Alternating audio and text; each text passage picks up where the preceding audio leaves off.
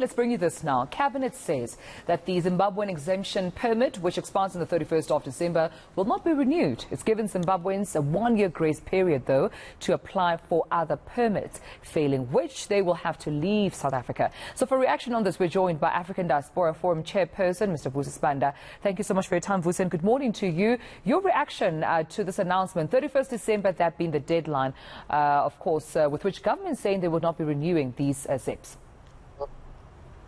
Good morning, Jumel, and thank you very much. Well, look, we obviously understand, the position from which, government is coming from, that at some stage, government has to, make a pronouncement, on where it stands as far as, the permits are concerned.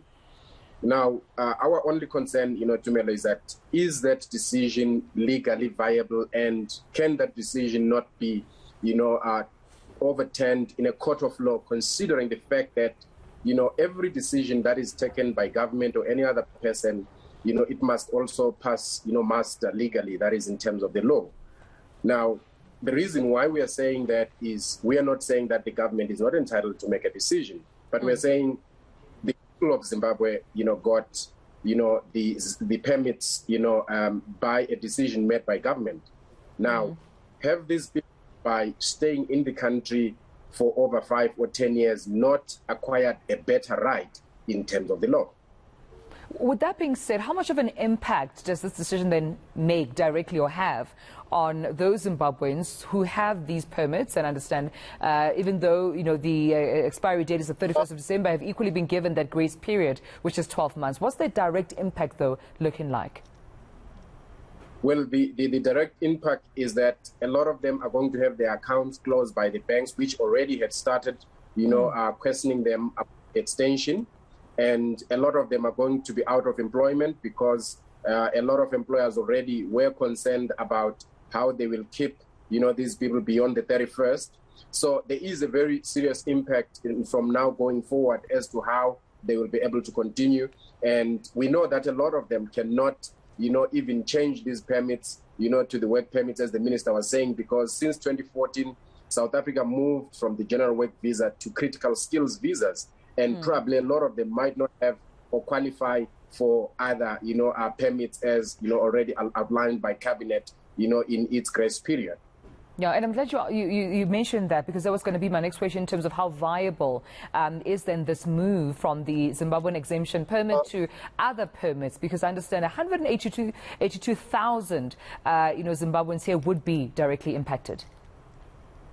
Yes, look, that's very true, and that's very, very important, because the thinking that, or the notion that a lot of these people must migrate to other general permits, which they could not qualify for when government made the decision even to grant those special permits. There is virtually, it could be just maybe a few that were still studying, that had since acquired, critical skills. And remember, a lot of people don't study in critical skills, but they pursue careers that are of interest to them. And as a result, it might be a number far less than 10,000 that might have the critical skills, or that obviously have also gotten, married to permanent residents or South African citizens. And that means a whole lot of people that have known South Africa as a home for over 10 years, which the law pegs at only 5 years that you qualify for permanent residence, will now be disenfranchised, kicked out or away from what they ordinarily call home, to a place that they visited maybe only once in December, which is why we think that it would be important to hear what the court say.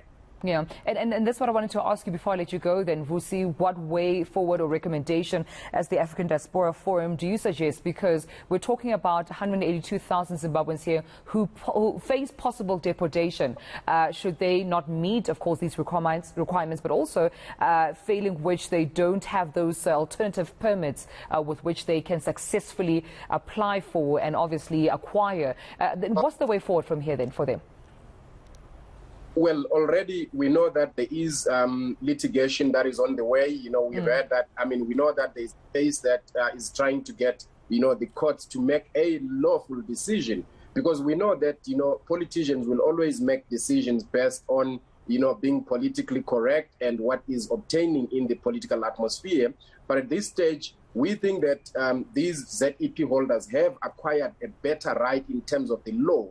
And for that reason, we want to test and find out what the law will say because that is, the jurisdiction of the judiciary to then decide if a decision is lawful and binding, or if the disclaimer clause that was put by the minister to say these permits will not allow somebody to for permanent residence is valid or not. All right, we'll leave it there. I appreciate your time this morning. Vusi Sibanda from the African Diaspora Forum.